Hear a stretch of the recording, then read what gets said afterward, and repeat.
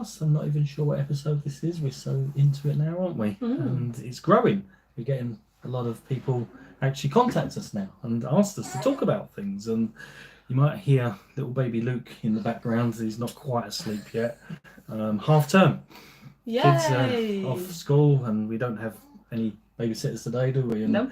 we're trying to do this and keeping everything crossed that he doesn't wake He up. normally sleeps at this time, but I think he senses when we've got something to do, and he's Yeah. like, "Nope, not Yeah. happening." He's like you. He wants to be on the camera. He wants to be talking Me all the on time. the camera. Yeah, like it. Yeah. But what we wanted to talk about today was, have you ever wanted to kill your partner? Not like literally kill. Not literally kill. I'm talking about literally kill Like, your partner. Oh my gosh. Because this is a question we get asked a lot, isn't it? When we live and we work together, so we're around each other a lot, and a lot of our clients are also the same. They live and they work together, and it can get tough, can't it? Yep. It can get hard. You can feel frustrated. You can feel Angry. Yeah. Go on, you talk. Every time I say you can feel, you butt in. No, and say go on. something. You can feel as if you're over talked. You can feel as if people cram you and you can't get your point There's across. this constant blame game. You did this. No, you did this. No, you didn't do that. You were supposed to do that. Why is this not done? It can feel hard sometimes. You feel like you can't escape. You feel imprisoned. Yeah, when you work in an office or wherever and you're away from the home, you walk out and you've got that separation from each other, haven't you? And you've got that time to be around other people. You've got time to concentrate on your work, and it's just you and the office or whatever. When you're at home all the time, you don't have that. You don't have that luxury, No. do you? And what you do, you can, and we'll talk about that in a little bit later when we go through some things we put into our life to alleviate the problems we had, because there was times where we did feel like killing each other. I would literally, never I know. ever hurt you, but you drove me nuts. And you drove me nuts, and we drove each other nuts. Yeah. And it's stressful. Yeah. And when you're not used to it as well, when you're just thrown together. I mean, we come from an office where we had a lot of stuff and it was buzzy, and you had that escape and everything, to going from there to working at home, just the two of us. That was a huge difference in our lives, and there was no manual. There was nobody helping us with that. There was nobody showing us how to structure the day, how to carry on running our businesses away from the businesses, and just being together all the time. And there were moments where it got tense. It was hard. What was the hardest thing? I think I love being around people. You love being around people. I think the people being out of the equation, not having that connection with others, I struggled with that a little bit.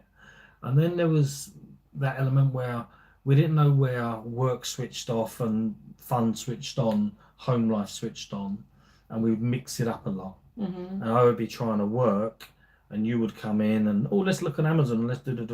I never said let's look at Amazon. I have my own account. Really? Yeah. Well, I don't know why you. It wasn't Using Amazon. my It was account, something. then. It was something different. There was always something, wasn't there? Something's happened. It There's was easier to use your account. Yeah, probably. Yeah. Yeah, because my card's on my account. Yeah, that's probably why. But you know what I'm saying? We would be working. If I was in the office and I was in my office and I had a task to do, I could work on that task and I could finish it, and I'd have no distractions because I could close the door. When we was together, it's very easy for you to walk in and open the door and just start chatting about stuff. And I'd probably do it to you as well. Yeah. No. You would expect me to throw absolutely everything I was doing just because you had a question or you wanted me to help you with something. Did I? And you still do it. Do I? Yes. Well, that's something I've got to look at, You because I do. didn't realise I did that. Yeah. I would like all the time. I would have thought that was all you. that No. did that. No. Because you have that Stop the tendency. blame game. And this is the thing, and I was just going to go and see if Luke is okay. It is easy to blame each other, and it's easy to get to a stage where you don't look at yourself. You look at the other person as if it's all their fault. And I think that's why we had a lot of trouble because, hello, Luke. You want to say hello?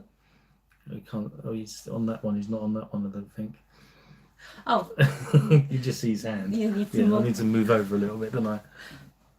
I haven't structured that very well. Here he is. Here he is, little baby Luke, everybody. Whoopee. Coming in to make a little appearance. You're supposed to be sleeping, young man. Oh, there's too much going on, Yeah, Daddy. exactly. I just heard you playing my mummy all the He's time. like, Mummy, please don't kill Daddy. I love him too much. But we wouldn't see each other from each other's point of view, would we? No. I would see it. I've got my work to do, and I shouldn't be interrupted. And you would probably see it the same way. I don't know. You correct me if I'm wrong. And when we interrupted each other, it was kind of like, well, what the hell are you doing? You know? And we would get narky with each other because we wasn't getting out of the relationship what we wanted. No. And it was, like I say, it was just too much of a crossover. We never really knew where the line stopped with work and home and work. And we didn't know how to structure the day. I think we got to the point when we struggled with each other's company as well, and we started running away from each other at some point. So you were coming up with excuses to do extra trips to London. I was coming out with excuses to do my walks, so I would take myself away from home from you being grumpy. Then I got into my smoking habit when I was hiding away from you. Yeah, we'll talk about that because that was a very stressful time in your life, and I think that's a good learning point for people listening, and certainly a learning point for us as well, because I didn't realise how stressed you was, and you was a smoker when we met. I was a heavy smoker when we met. And I did say the one thing I cannot abide is smoking. Yeah, but you loved me so much that you stuck to it, and I did, but I always hated it, and you always knew that, and I always wanted you to give up. And when you said you was giving up, that was music to my ears, and you did really well for a long period of time. And then the stress got too much, and you started to smoke again as a stress reliever. Yeah. And you would take any excuse to get out of the house as much as possible so you could have a crafty cigarette. And I never knew about that. And it took me a while to work out what you was doing. And I can be honest, at the start, I think I was quite glad for the peace and quiet. And I could get my work done. But then it got to a stage where the excuses were coming thick and fast. And it was because like, the more you do it, the more you want to do it, don't you? no, I don't know. I never smoked. Oh, you don't. I can only presume that addiction is what are you looking at? What are you looking at? It's a lovely smile. Yeah, you can't see the cameras in his, the mic's in his way. But we digress a little bit. I think the point I was trying to make was we were so stressed working with each other, living together, having kids together, trying to raise a family and run businesses together, that rather than kill me, you decided to start smoking again and get out the house as much as possible. Yep. And that's not a nice way to live. That's a really horrible way to live your life, because you, from your point of view, you've taken up that addiction again, which you knew I hated and you didn't want to do, but you've done it. And I didn't want to tell you because I knew how annoyed and angry you're going to be with me. Yeah. And I think more than that, I just could see that look on your face. Like, you failed that guy, you really let me down, I'm so disappointed. And it would have been that look, because I would have been, well, I was when I found that, so disappointed. And it was a bit of a turning block in our relationship, and I'll talk about that in a bit, and how we coped with that and what we did, because it was a positive in the end, but a very much a negative to start off with, which caused a lot of arguments and a lot of problems. But I'm sure people will resonate if they do live and work together, how much stress it can put on a relationship, and how much space people, or how much people try to create that space by doing things maybe they wouldn't want to do. You know, like you said, I would go to London, and I didn't always need to be there, I guess, but, you know, give me that space. No, but that made me feeling even more lonely, left alone, and not having anybody to talk to. Mm. And when I started smoking, that was quite handy. You go, I'll have my cigarettes as much as you want. I don't need to hide. Yeah, you didn't have to hide. No. And it's not a nice way to have a relationship when you're hiding from each other. No. And working together does sometimes mean if you don't get it right, you end up hiding from each other. Avoiding each other. Mm. There's that resentless as well. Attitude, the atmosphere as well. I mean, if the day is stressful, you can't switch off because you're at home, sit at the table and just be in the moment. Your mind is constantly somewhere else. And that's the other thing, isn't it? If you go to work and you have an argument with someone at work, or you have a disagreement with someone at work, you then go home and you can switch off from that person's not there anymore, so you can enjoy your evening. If you have an argument with someone at work when you're living with them, there's nowhere to go, is there? No. There's literally nowhere to go. And you can sit in another room from each other, but that's no way to live your relationship, is it? No. So you end up taking that argument out of this little office and putting it into the front room or the dining table, and it doesn't go away. You don't get a break from it, and you can still feel that bad tension. You can still feel that atmosphere, and that adds to the stress even more, and that results in you wanting more and more space just to get away. There's no hiding. No, there's no. I think with us also there's that boss-employee relationship that we had to start off with. When even though we lived together, you were still my boss. You still expected me to do as I'm told. Still am, still do. I kind of twisted it from being controlled to being in control.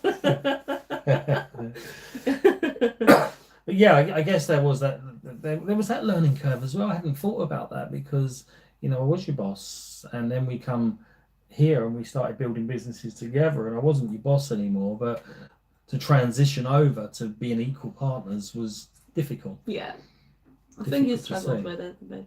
Yeah, I did struggle with it. Thinking back, and I didn't really notice I was struggling with it because I was carrying. You probably struggled with it more than I did because I was just carrying on. I was always carried on. Excuse me. I didn't see any difference. I didn't see any need to change because that's how I'd always operated. So you wanted for you it changed more because you went from employee to business owner. For me, it didn't change really because I was always the business owner. So for me, I carried on how I always carried on, and you wanted that change, and I didn't give you that change. I disagree with that because you had to go on the little journey yourself as well, from being an independent boss to being a business partner, when we had to do things together, when we had ideas together. And it wasn't always your idea that was the one that we implemented. That's after we had the realization and we started to put measures in place to work out how to think. Initially, I didn't change at all. No. Maybe I probably phrased that wrong. I said I didn't need to change. I should have said I didn't change. Yeah. I carried on how I always carried on. You did, because you were stubborn. Until I put you on the sex ban for a week. I don't think it was because I was stubborn or because of that. I think it's just I didn't see any need for it. No. It was, okay, I know you're my partner, but I've always been your boss, so I'm still going to boss you around. Not happening. and you'll do what I need you to do and give me my space, and you will then go and look after the kids and the family and all of that, washing. And I'll carry on working into the evening because that's what I'm good at and that's what I enjoy. And that would have been fine if I was single. Yeah.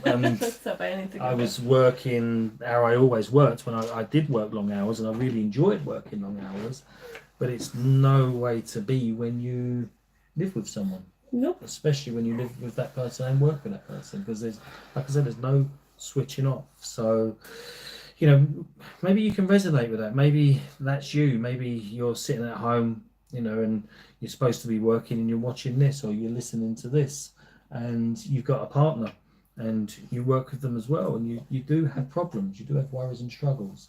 And he's very happy today, isn't he? He's supposed to be sleeping. For those who are listening on the podcast who can't see, little baby Luke is supposed to be sleeping, and he's not. He's happily smiling away and chirping away.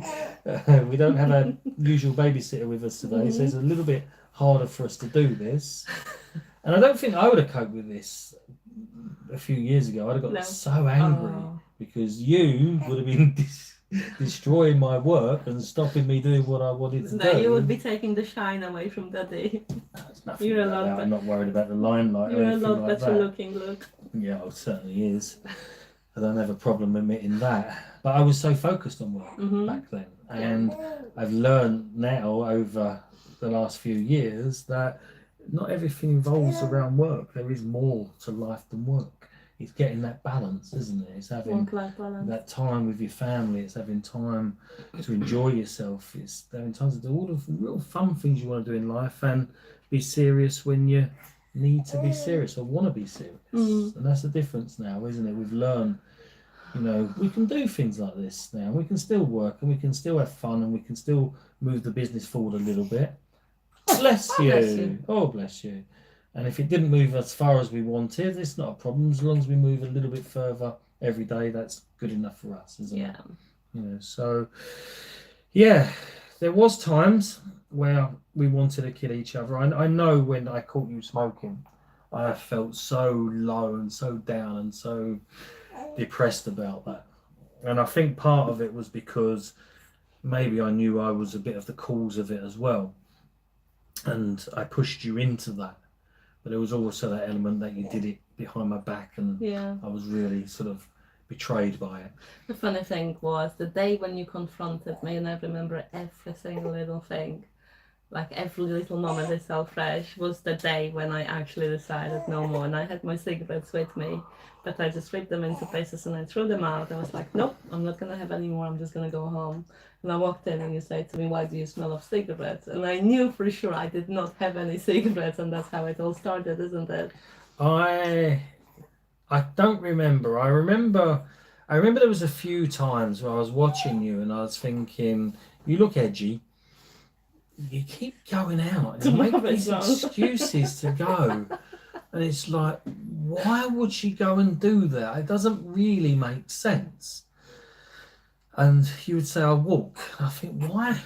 I lost a lot of weight. Yeah, why walk? And I didn't make sense. And anyway, I kind of had an inkling because you come home a few times and you can, when you don't smoke, you can kind of smell smoke on people. And I would give you a kiss and I'd think, and you was always chewing gum. Yeah, that was a sign. You always smelled a perfume to mask the smoke. And I thought, I got a feeling she's smoking again. And I did, Luke. I thought, Mummy's smoking again, and I don't like it. And I'm going to see what I can do about this. And I can remember, I don't know, I was looking for something, and I found some cigarettes, and I counted them, and I left them there. But you forgot the number. I forgot the number.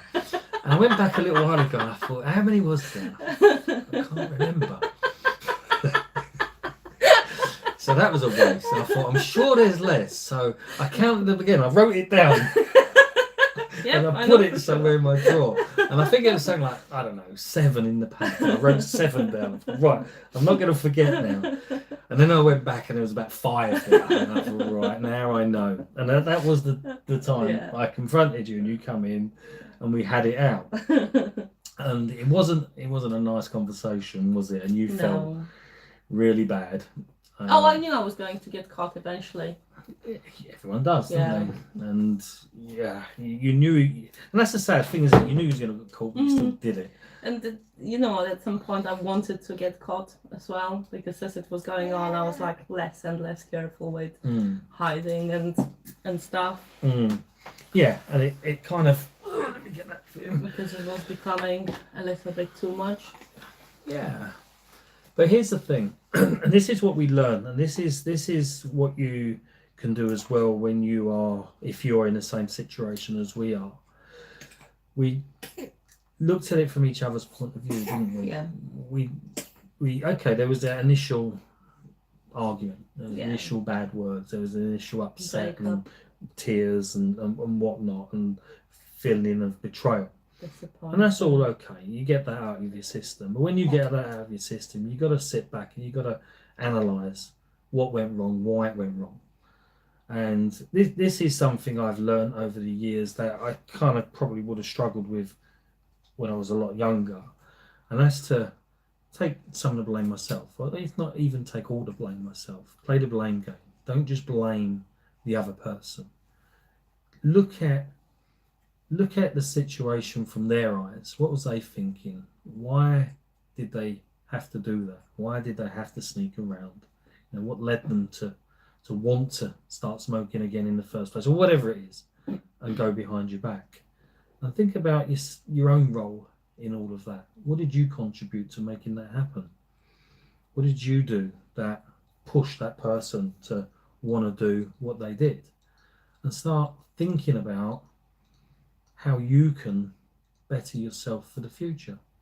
And I think we play the blame game a lot now, don't we? The initial thought was to attack the other person, to jump on them. Because it's easier when you attack the other person, it takes the shine away from you, the blame away from you. And it's easier to attack the other person when you love that person. Yeah. You know, it's easier to attack the loved ones rather than the stranger or someone at work.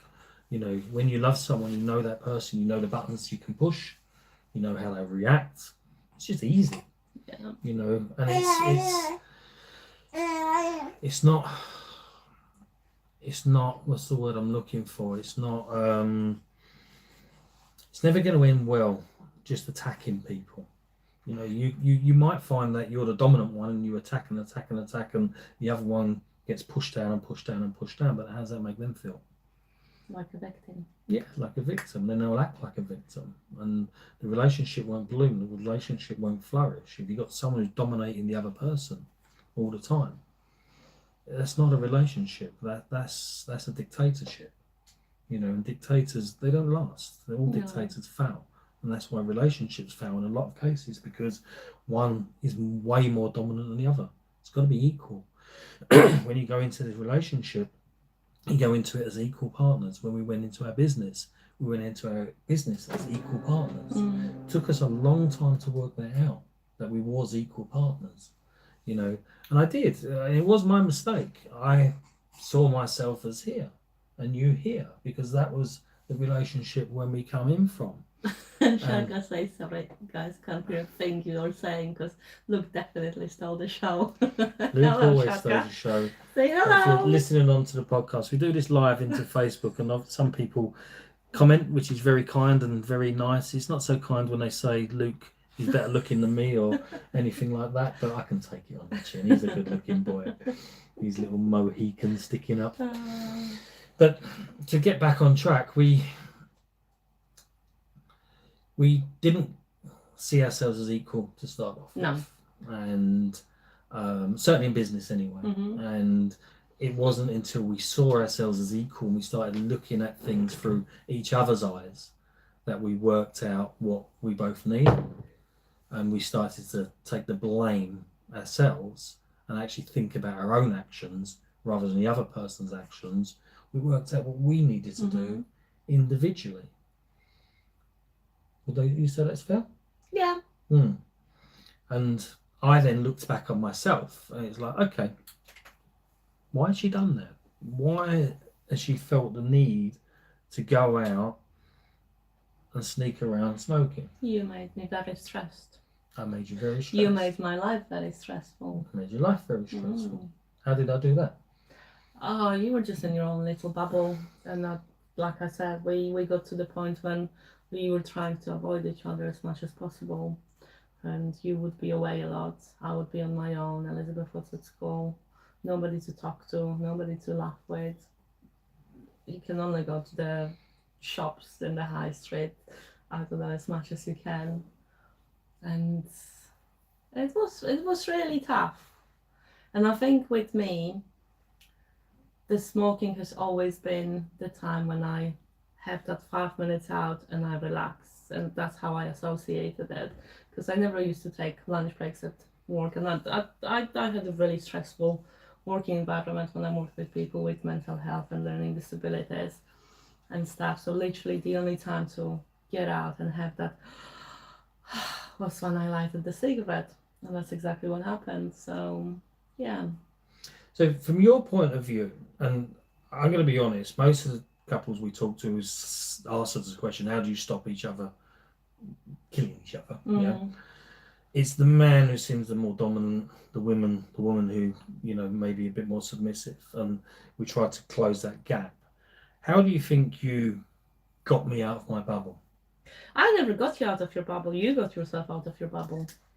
I could talk to you. I could suggest things, but you had to be ready to get out of the bubble. And I think that the needle that moved the whole thing was that we both realized that if we don't change things, we're not gonna be together. There was the time that we stuck together just for the sake of the kids, because we got out of the relationship, got together, started building this lovely life together and stuff. Oh, he's just been sick. And then it's like, shit, what have we done? It's not how it was meant to be, but we're gonna continue smiling and trying it out, because it's not for the kids, jumping from one to another. And then when we had that week of not talking and being really angry and disappointed, and we had the time to reflect on things because we were not really around each other, we learned that the honesty is probably the best solution to the problems we are. We had a really honest conversation, and we realized that the blame game is not going to get us anywhere. So we both took responsibility for whatever happened. I was telling you why I did it, and then you took responsibility for some of the things that happened that led me to doing it. And rather than blaming each other, we looked at the solution. And one of the solutions was looking for help. And I booked the appointment to be hypnotized. And I've done that, and I never smoked again. And then actually 2 days before, I already stopped smoking. But 2 days before I was hypnotized, I found out I was pregnant, because I remember speaking to the guy who was doing the hypnosis, saying, is it still okay to be hypnotized? Because my test just was positive. I remember that, yeah. And ever since then we had 2 healthy, beautiful babies, baby Lucy and baby Luke. Yep. And we haven't felt like killing each other for quite some time.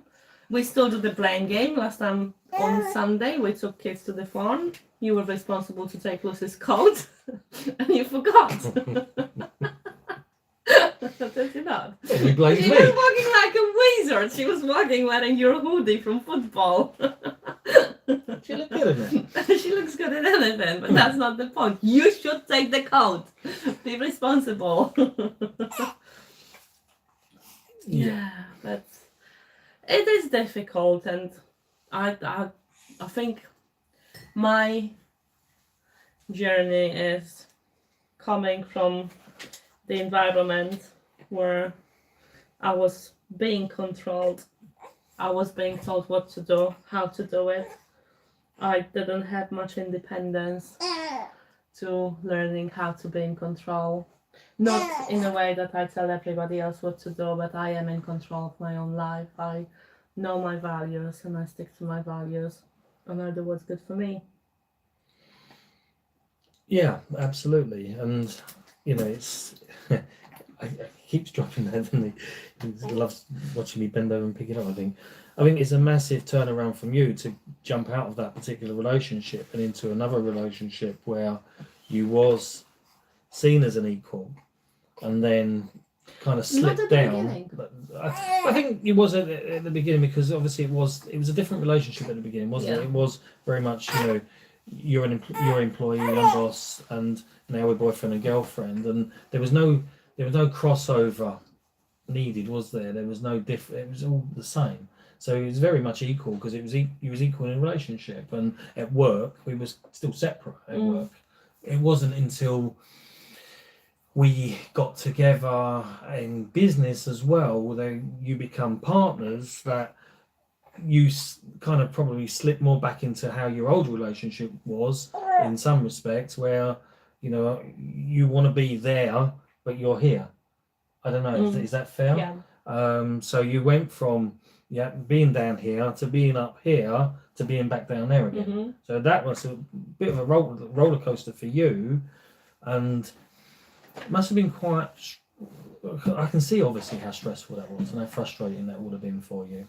I can see how unsatisfied you must have been with the way your life was going, and you must have been really an oh shit moment. This is not going how I thought it was meant to be, and I'm almost getting back to square one. Yep, if not even worse, because there was the time that I was fully dependent on you. Like, my wages were coming from your company. Business, yeah. The house we were living in together was in your name, and it was like, if this doesn't work, what do I do? Yeah. And that must have been quite frightening. Yeah, I felt more stuck than I felt before, even though there was no element of other things that I had in the past. And you didn't have a release of other people around you either? No, I had nobody, like literally nobody. And we find this so much now because working from home has become a bit of a norm. Even if you're not in the same business, there's still a lot of couples we communicate with who are working from home for separate companies. But their job now has moved to home and they've been thrown together. And they're trying to juggle working on this company, working on that company, running the family, blending the family, having date nights, all of the stuff they used to do, and not being able to switch off, and seeing a massive change in how they look at each other. And that's frightening for people. Yeah, I remember I used to, when we were in the office, we would always make an effort and dress up nicely and get our hair done and stuff. Working from home, you just don't care. You wear pajamas, you wear leggings and stuff. And I remember there was a few times when you would put the hoodie with stains to go out for a walk, and that would really aggravate me. Never. Oh, I would get so upset because, like, we used to have arguments. When you go to London, you spend like half an hour just doing your bloody hair in the bathroom. Oh, come on. Yeah, and then you go out with me and you look dirty and really scruffy, unshaved, and your excuse is, oh, we're just going for a walk. That's the only outing we've got in the whole day, going for a walk. You can't make a single bloody effort to wear the clean clothes and stuff. Yeah, and you're right. And I know. Right, don't rub it in. But we're working from home, and you kind of get a little bit lazy in that respect. You know, we let ourselves go a little bit. You know, obviously it wasn't no fault of yours. You was pregnant, but I know I certainly put a lot of weight on. You have. You know, oi, losing it now. Look. Can breathe in again. So that crossover, that change, that change in lifestyle, that being thrown together, that the relationship being so out of kilt. There was so much to put right. I think a big thing was like following on that, not looking after ourselves and stuff, is also linked to losing that sexual attraction. When we were working in the office and we would not see each other for majority of the day because you also had different things that you were doing and stuff, we would get so excited when we got together. Yeah. And then you missed each other. And then you've got this man, it's 5 o'clock, he hasn't even had a shower. He's like, I want to go out for a walk, take the dog out. He's not even bothered to change his hoodie. No, well, you don't need to, because you look at the Zoom call, you can only see from here But downwards. then we walk along the promenade and he says to me, I fancy a round tonight. And I'm looking at him thinking, that's not happening. Yeah, so that was a lesson. Giving ourselves a kick up the arse. More so me, again, to take a little bit more pride in how I looked and whatnot. But you know, you would roll out of bed and roll into the office and start working and not really think about it. And you know what I'm like, I get so into work that before I know it, I've blinked and it's like, oh crikey, I haven't eaten, I haven't drunk anything, I haven't washed, I haven't cleaned my teeth, I haven't even changed. You know, and it didn't matter so much if I had a Zoom call because you can only see the top half. So if I was sitting there in my pants, it wasn't a problem, was it? No one could see that. and that's not good. It's not No. a good way to live your life. So the blame game, 100%. We blame each other now rather than look at the other person, and we think about how we can be better in the relationship. The taking pride in ourselves, because we're working from home, doesn't mean to say we can't take pride in ourselves, does it? We start to take pride in ourselves again, start to make the effort that if we're going to go I out. also throw away all the clothes that I don't like you wearing without telling you. Yeah, well, that wasn't that. I wouldn't encourage anybody to do that. That was devastating. You threw some good clothes away. Don't go broadcasting that to people. Remember that time when you found one of them? Oh, that was funny. In our old house, we went to get You the put it in the swing. sideway in a dirty lawnmower. And It was horrible. That hedge trimmer jumper. was. It was awful. I remember walking in and That's what my is that favourite. hanging up there? That's my favourite jumper. I got it out. I was like, oh, I've been looking for this. And I walked into the house and your face was like, you obviously didn't have the courage to completely throw it out. No. So you hid it. I'm scratching my head thinking, how did it get there? And your face give that away when I see it. I was like, oh no, you found it. But yeah, so I guess if you don't like the clothes your Just partner chuck wears, it just chuck out. them all. You can get some new ones. You don't have to worry about them wearing them again. No, you just certainly didn't have that worry, did you? No. I never had them anymore. But the other thing I wanted to say is we make time for each other, didn't we? That okay, no mobile phones after a certain time. Now, I know I still have my little lapses, and you did last night. You was on your mobile phone last night. I had to tell you off. I wanted to check this code. I know you did, yeah. But even so, but we have cut-offs now, don't we? Okay, it gets to 5 o'clock. Family dinner. We try to sit down together as much as we possibly can. No talking about work. No talking about the day. How has it been? Making sure that at least once a week we get out and have a date night. Yeah, and that's really important for us, isn't it? To have that adult time together. When we actually get dressed and we make a bit of an effort. And again, no phones, no work. We take our phone just in case there's a problem with the kids, but we can give you contact. But we're not on our phones, are we? Looking at them, no work, nothing like that. We take time there during the day, and we've just started to do this. I think we spoke about it a long time, a few weeks ago, was when we plan our diary. What fun things are we going to do together? And on a Monday we go to a coffee shop, and I know we talk about work there, but we make it fun, don't we? So we have a change of scenery. We're not stuck in the house all the time. We can just get out, different environment, talk about work, talk about life, whatever we feel like. Plan ahead, make our plans, enjoy that.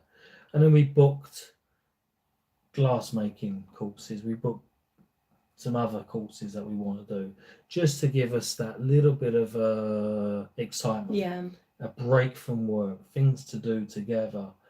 And with us, what we noticed was if we don't plan them or we don't put them in the diary, we just don't get around to doing them, do we? No. We've got to make sure it's in the diary. Otherwise, we're head down, we're working, do you remember kids what we're take doing over. Today? Well, I've got to go to Essex and pick What Annabelle we up. got in the diary? Well, we did have. It's Tuesday. Is it? I've forgotten. What have we got in the diary? In the evening when kids are going to sleep, we're gonna be creative. Are we painting?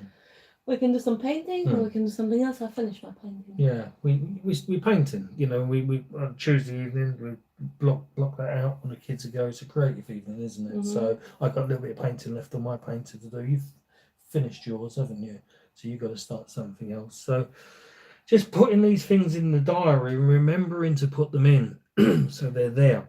But not just putting them in, because we've done that in the past and life always took over, just prioritizing them. Because it might seem that there's so much to do, the washing needs to be done, the house is really messy, the toys need to be put away. We're just gonna skip that time that we've got together, that quality time. But actually, that little bit of quality time with your partner is so much more beneficial than cleaning the toys. Kids are gonna get up in the morning, the toys are gonna be out again. You might as well just leave them. Not that I'm advocating for a messy house.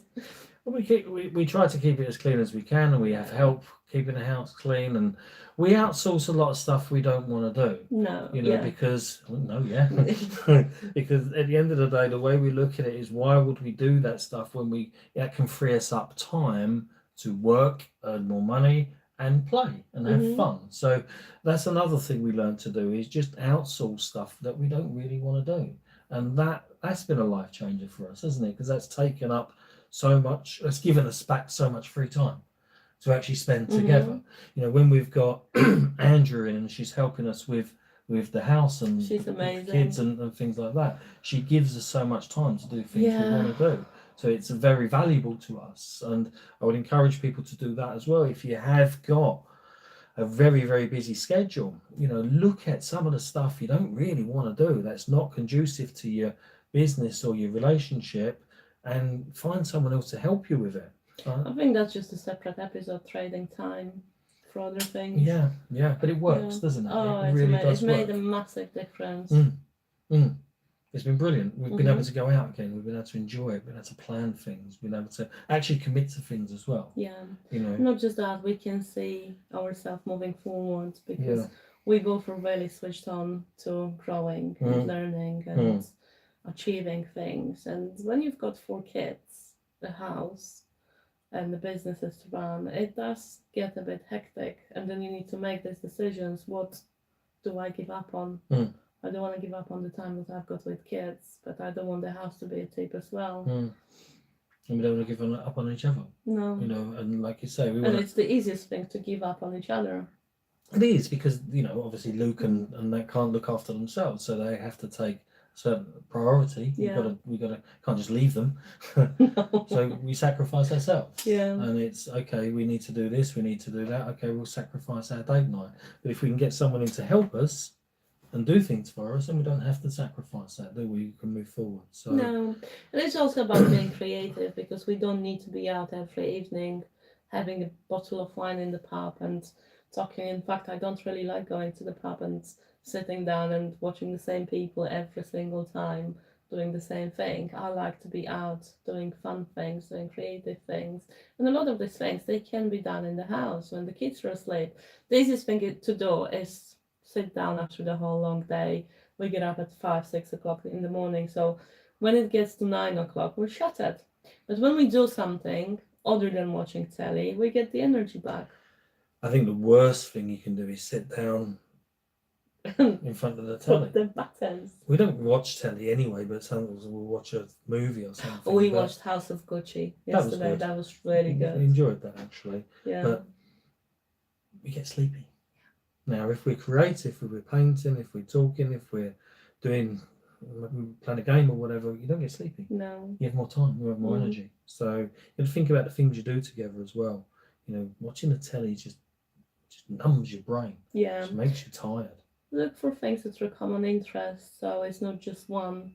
If you wanted to play some football quizzes with me, I would be like, I know nothing about football. Yeah. It's not my interest, but we work out the activities based on what we both enjoy doing. And we're going to scratch one of them. And we come to it together as equals now. Yeah. And I think that's the biggest takeaway I think you need to get from this. You have to be equal in everything. It has to be a joint decision. You have to think of the other person. What do they want? What do they need to get out of this relationship? And it has to be both ways. Yeah, and when it's both ways and you're equal and you're both singing from the same hymn sheet, that's when it starts to grow. When you've got one pushing the other one down, trying to dominate the other one, organising everything from the other one, it doesn't work. You know, that's why I lost my first marriage, actually, because I used to, not because I was the dominant person, I just wanted to be the dominant, or she wanted me to be the dominant and organise everything. I got in the habit of doing that, and it was never on an equal term. It was just me, let's do this, let's do that, and then it went wrong, you know. And I think for us women, we just need to accept the fact that men are not always going to do things as perfectly as we do. And it's okay. I'll tell you exactly why I'm saying it. When we got together, I hated the way Lee washed the dishes. Honestly, I've never, ever, ever seen anything like it. He would put the sponge with the soap on the dish and then just with the bubbles and everything, just put it out to dry. And I would let him do it because I wasn't used to have that kind of support and partnership. But every time when he went to sleep and he was fast asleep, I would go downstairs and I would wash all the dishes. Okay, yeah. I didn't know that. Oh my gosh. Okay. Because I absolutely hated it. It was irritating me so much, and it was the times when I would get up and I was like, I'll do it. See, that's actually giving me a. You're sneaky because you do this when I cook as well, don't you? I cook. Oh my god. And then you go in and add ingredients, and Oh, you don't yeah. tell me, do you? You add salt and pepper and. It's funny, a bit of spices, like to make it more tasty. I love the way you cook. You just He make doesn't too love much the way I mess. cook. You obviously. And it's so funny when I spice it up and I make it really nice. He sits at the table. He goes, it's really good, isn't it? I made it so well. Oh, that's really nice. I found out a few weeks ago. Actually, I a told few you months about ago. it. He didn't find out. He would never find out. I was very kind and I told you about it because our relationship is all about honesty. Well, is it? Makes me wonder.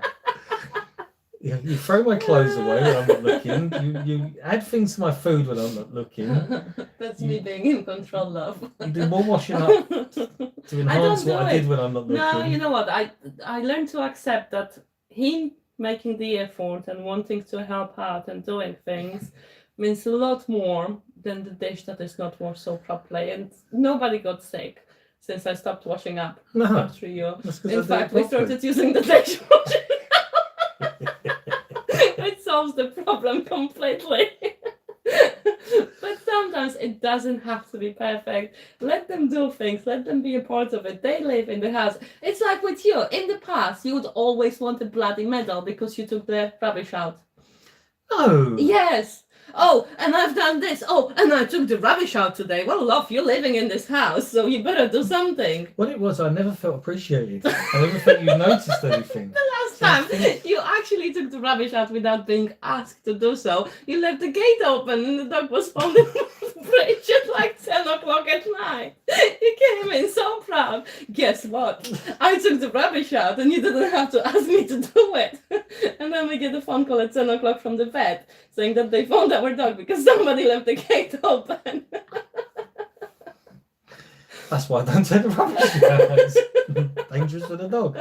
But it's okay. It doesn't have to be perfect. And that's the thing, isn't it? Nothing is perfect. And No. you got to have a laugh. You got to have a giggle. And if you mess up, you mess up. It's not the end of the world. Just accept it, laugh at it, and move on. Yeah, the one thing I will never ask you to do is to boil my potatoes. Oh, don't give me that. Oh my gosh. Never ever. The potatoes, I take my potatoes so seriously. You're they have to Polish, be aren't boiled they? perfectly. And there was one time I asked you to boil the potatoes. I was so looking forward to it. They were so crunchy. I like crunchy No, potatoes. you don't have What do you mean, no, I you don't have crunchy potatoes. That's like so wrong. No, Yeah. no. So I will rephrase, accept what you're able to accept. Things don't have to be perfect, but when something is really important to you, just be honest about it and tell it. You're shit at boiling potatoes. I will never let you boil my potatoes. I think we're just waffling now. I think this show has just gone to a new low. We said we were going to keep it up to half an I hour. know, It's 48 minutes. Lots of stuff. Yeah, because you've berated me for the last 20 minutes. No potatoes. So go on, you recap. Okay, so Lessons. If you want to live together and maybe minimize that feeling of killing each other, you need to be honest with each other. You need to understand when each of you is coming from and treat each other as equals. You need to stop the blame game and take some responsibility yourself. But most of all, try to look at the problem. I don't like the phrase problem. Try to look at the challenges that you've got within the relationship and just look for solutions. What can we do to make it better?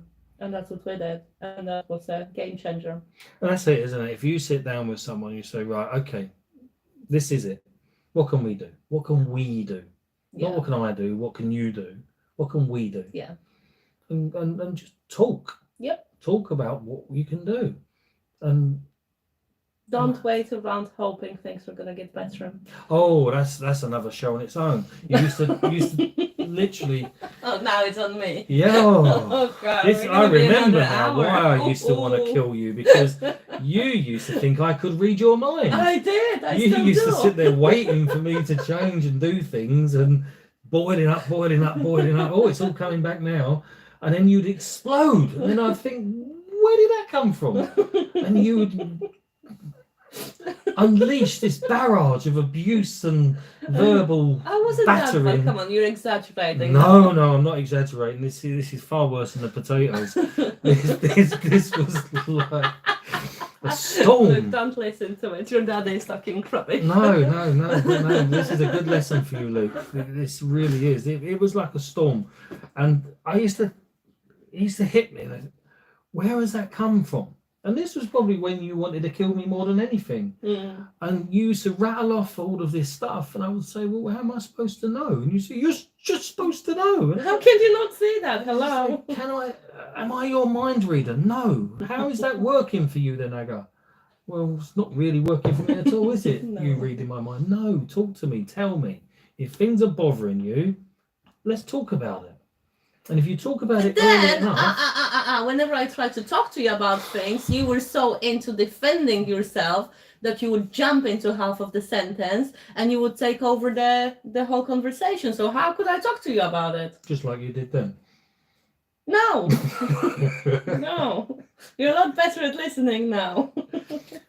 And we could go on and on and on. We got so many lessons, so many things we can teach people, so many mistakes that we've learned from that. We could talk for hours and hours on this, and we can't. I've got to get off, but listening, it's a massive game changer, wasn't it? Because I know I never used to listen, and I know it went back for me being up here, you being down here, and I not needing to listen to you because I could just tell you this is what you need to do. Well, I don't know what you need to do, I? And you don't know what I need to do. That's the wrong way to look at it. And once we started to close that gap and be equal, I listen to you, you listen to me, we talk about it, we problem solve together, we work out something that we're both happy with, and we move on. And that made a massive difference. And stop blaming each other. Don't blame each other. Learn to laugh a little bit. Learn to laugh at your problems. And even the smoking thing, after a little while, we would laugh about it when you'd walk along and they said, I used to hide behind that bush, like smoking, looking up, is anyone coming? And, it was over, forgotten about. And that's the other, and again, another thing, don't keep digging things up. Just forget about it. Move on, it's gone, dealt with. You don't need reminding of it. Have a laugh about it. And when you can laugh about things, the whole world looks much rosier and happier and a nicer place to be in. Yeah, but also before all that, it's really important to take that mask off. If something is bothering you, be honest. Yeah. What's the worst thing that can happen when you're honest about how you feel? Well, we're going to have an argument. You're going to have an argument anyway if you keep things for yourself. It's going to escalate. It's going to get a lot more. So you might as well do it now rather than wait another week. Absolutely. And if you tell your partner you're unhappy about something, the partner loves you, they're going to listen. We had a chat last week about changing a few things and bringing a bit more fun into relationship. And I to be honest, I was expecting you to say, Aga, we've got so much on our plate, we're doing this, that it's impossible. But actually, no, it is possible. Anything is possible. Yeah. And you was right. And you was right to have that conversation with me. The old Aga would have just left it and build up, and then boom. We never do anything together. Quality time is my love language, and we don't have any quality time. We just get so tired. Blah, blah, blah, blah, blah, blah. Yeah. But now it's okay. I can see this becoming a problem. Let's talk about it. The old me would have jumped in. What you talking about? We go for a run 3 times a week, talking about business and doing plans and stuff. The new me is, okay, she's coming to me with this problem. I need to challenge. Listen. I don't challenge. Yeah, absolutely. It's a challenge. Coming to me with this, I must listen and I must, learn and work with her to sort it out. And solutions. That was a massive game changer for us. Just those two things there totally turned our relationship around, Mm-hmm. and stopped us wanting to kill each other. Yep. I haven't had those feelings for a long time. No, and if you do ever feel like killing your other half, and there's something that happens, you need to schedule a meeting where you put just one point to discuss on the agenda. You schedule the meeting for 22 minutes when kids are not around, and you sit down and you talk. Your partner is listening to you, and if for some reason you get emotional and start crying, you end the meeting straight away. Yeah. That was amazing. We tried that in the past. We had a counsellor who told us Yeah. that, and that worked really well. We didn't need to use it a lot, actually. We only used it twice. Twice, I think, yeah. Yeah, but and the actually, second time, we didn't even need the meeting. We'd sorted it out before, because it triggers your mind, doesn't it? You think, oh, I've got this thing to talk about in the evening. Yeah.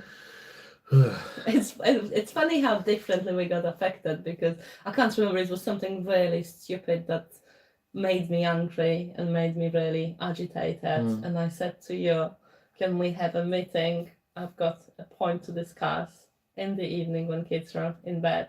And the second you said, yeah, that's fine, when we put the kids to bed, we're gonna sit down and we're gonna talk.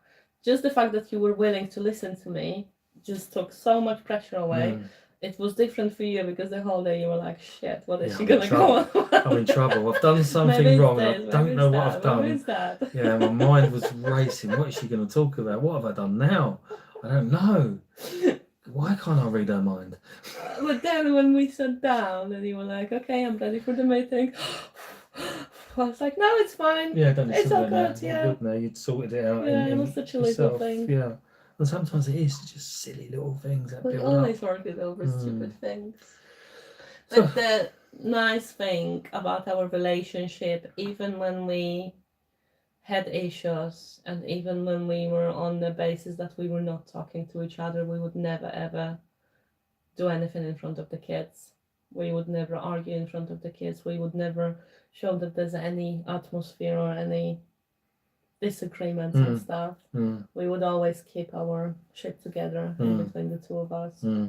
Yeah, absolutely. And yeah, you got to put your kids way up there and protect them, haven't you?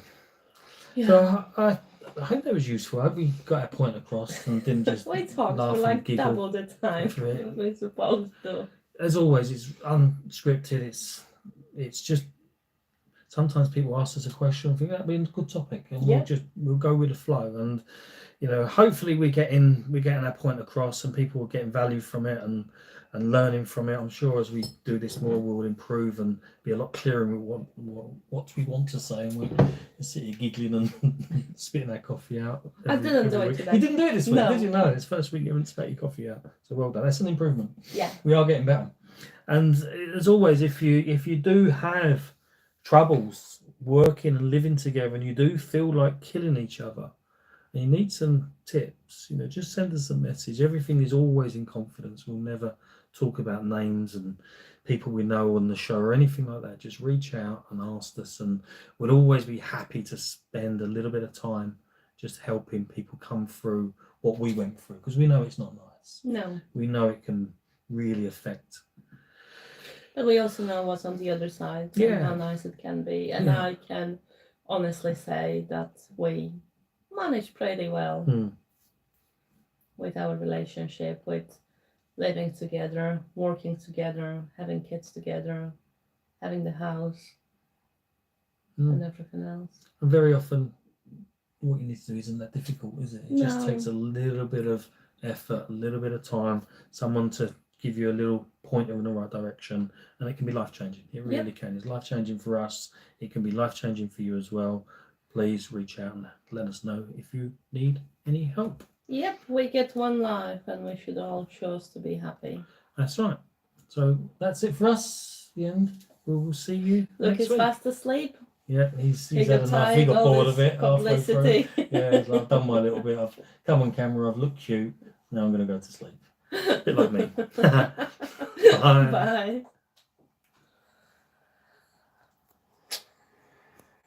Bye.